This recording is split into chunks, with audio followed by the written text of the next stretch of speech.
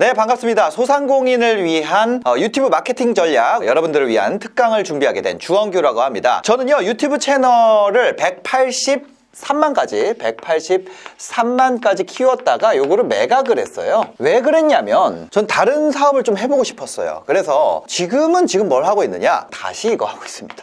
왜 그럴까요?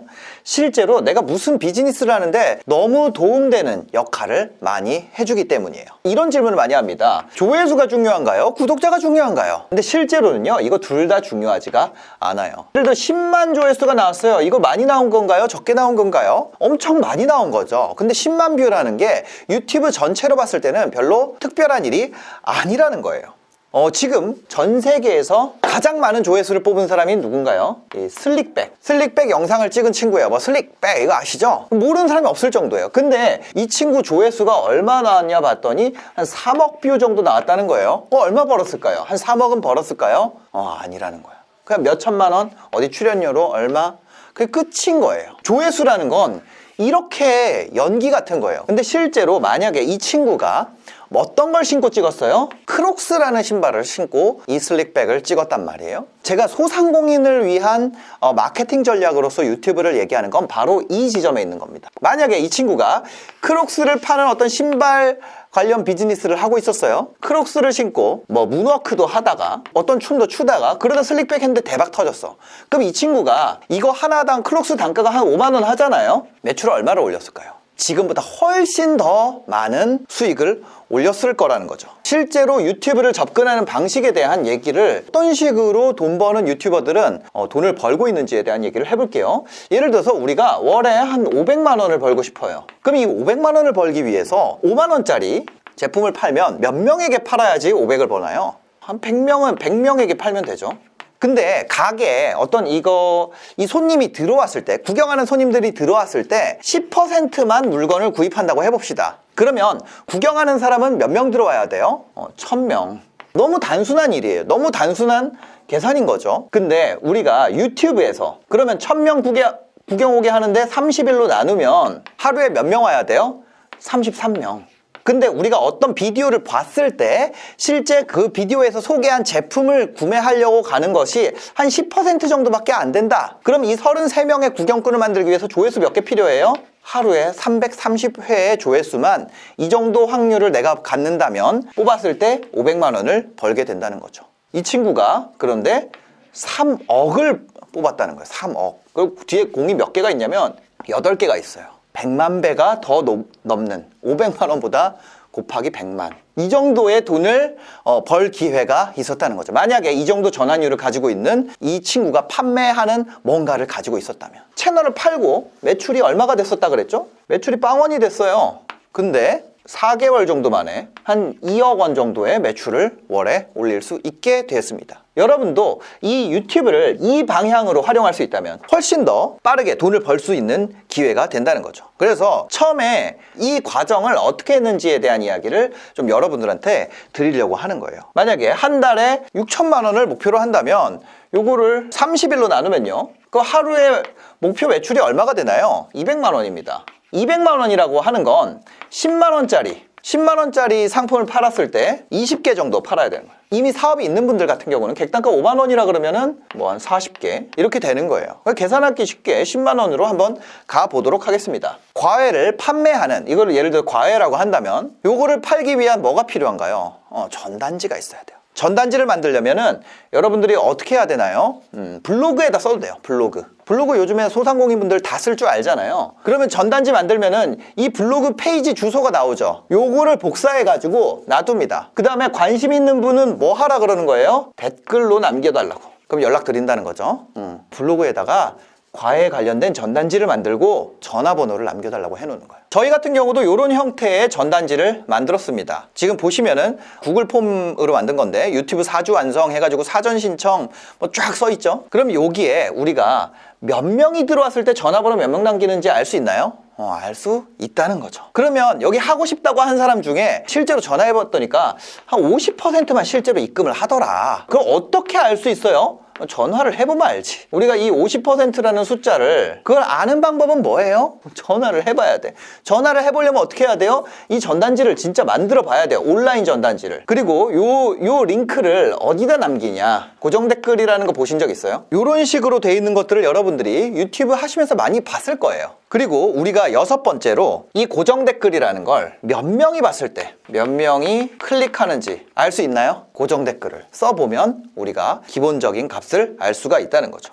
그렇게 해가지고 우리가 각 단계별로 테스트에 돌입하는 거예요. 한번 정리를 해볼게요. 첫 번째 조건이 뭐였죠? 물건의 단가와 목표 매출 정하기. 두 번째 뭐예요? 상세 페이지. 이거 뭐라 그랬죠? 온라인 전단지라 그랬어요. 블로그로 만들어도 되고 구글로 만들어도 된다는 거예요. 그다음 세 번째, 링크에 몇 명이 들어오면 전화번호 남기는지. 이 블로그에 들어와가지고 댓글로 전화번호 몇 명 남기는지 우리가 알 수가 있다는 거예요. 실험 결과로. 네 번째, 전화 몇 통 걸었을 때 구매가 일어나는지 어떻게 알 수 있어요?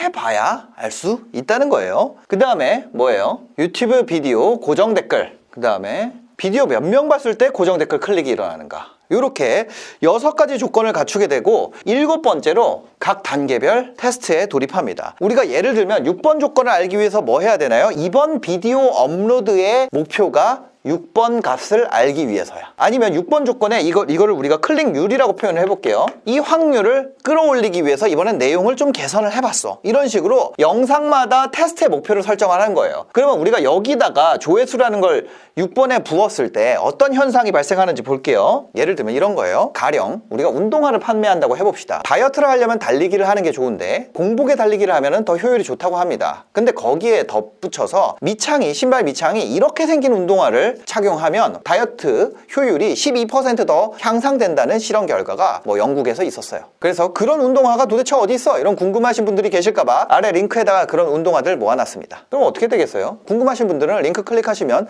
이런 운동화구나 라는 걸 알 수 있을 거예요. 그 문구를 넣었더니 고정 댓글에 가서 사람들이 클릭을 했어요. 그 몇 명 했냐? 100명 했다는 거예요. 이 비디오를 1000명이 봤는데 그 중에 클릭한 사람이 100명이 있었다는 거예요. 이 고정 댓글을 클릭하면 바로 링크에 들어옵니다. 그럼 링크에 들어오면은 이 운동화에 관심 있는 사람들은 전화번호 남기거나 이러면 우리가 다시 전화줘서 보내준다. 뭘 하더라도 아니면 예를 들어서 과외를 판다거나 어떤 서비스를 팔더라도 전화번호 있으면 이거가 관심 있는 분들에게 판매 페이지가 붙어있지 않더라도 운용이 가능하잖아요. 그래서 그 전단지를 보고 100명 중에 왜냐면 이 관심 있는 사람들이니까 50명이 전화번호를 남겼습니다. 그러면 이 50명 중에 전화를 해보는 거예요. 전화를 해보면 전화 몇 통 걸었을 때 구매가 일어나는지를 알 수가 있죠. 실제 관심 있다 그러면 50명인데 전화해가지고 해보니까 이게 한 10명밖에 안 됐어. 이걸 통해서 우리가 만약에 한 사람당 단가가 10만 원이라고 한다면 10명이 10만 원 100만 원이잖아요. 100만 원일 때 1000조회수일 때 우리가 100만 원을 버는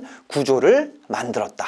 이렇게 얘기를 할 수 있는 거죠. 자, 여기서 단계별로 테스트를 했더니 조회수당 가치는 얼마가 되느냐? 1000조회수일 때 100만 원 번다고 했으니까 이거를 가정한다면 이렇게 됐을 때 100만 원을 1000으로 나누면 되죠? 그러면 조회수당 가치가 1000원입니다.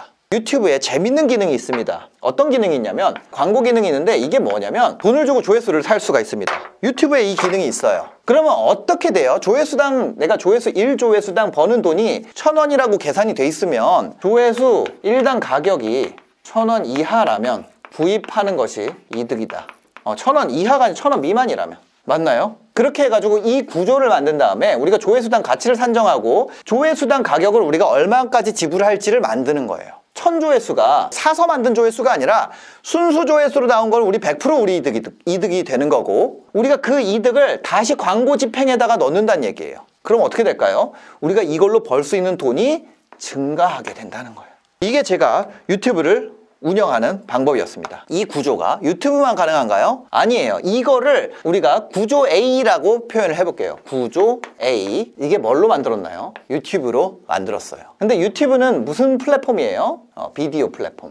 그리고 우리가 여기서 떠든 것들이 텍스트가 있고요. 이 비디오의 일부를 이렇게 만들 수가 있습니다. 그럼 우리가 유튜브에서 만든 걸 가지고 다른 플랫폼에다 올릴 수 있죠. 유튜브 같은 경우는 사실 이 미드폰 비디오 시장은 많이 줄었는데 예전에는 네이버 TV나 카카오 이런 데다가 확장을 했었죠. 텍스트는 뭐 있을까요? 유튜브를 만들려면 유튜브 원고가 있어야 돼요. 그 원고 내용을 텍스트를 우리가 뭘로 활용을 할까요? 블로그나 스레드 이런 텍스트 플랫폼으로 확장할 수가 있다는 거예요. 그 다음에 여기 오디오도 있죠.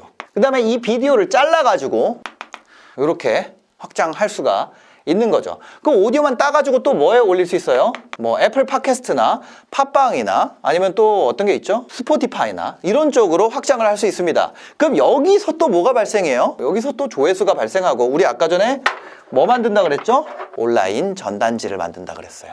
이거 전체 다를 또 다시 여기로 넣는 거예요. 그럼 이 구조 A가 구조 B, 구조 C, 구조 D, 구조 F로 확장이 되잖아요. 그러면 트래픽이 늘어나게 되고, 우리 아까 그 전체 구조에서 봤을 때 이 온라인 전단지에 들어온 사람 많아지면은 뭐가 늘어나나요? 남겨진 전화번호의 증가로 이어진다. 그럼 어떻게 될까요? 이렇게 이어지게 되는 겁니다. 여러분들이 이거를 기반으로 유튜브 조회수를 끌어올리는지, 뭐 블로그나 스레드나 브런치나 릴스나 틱톡이나 이걸 어떻게 올리는지에 대한 거는 또 세부적인 공부를 해야 되는 거죠. 근데 이 자체를 하고 하지 않고는 차이가 어마어마하게 많이 난다는 거예요.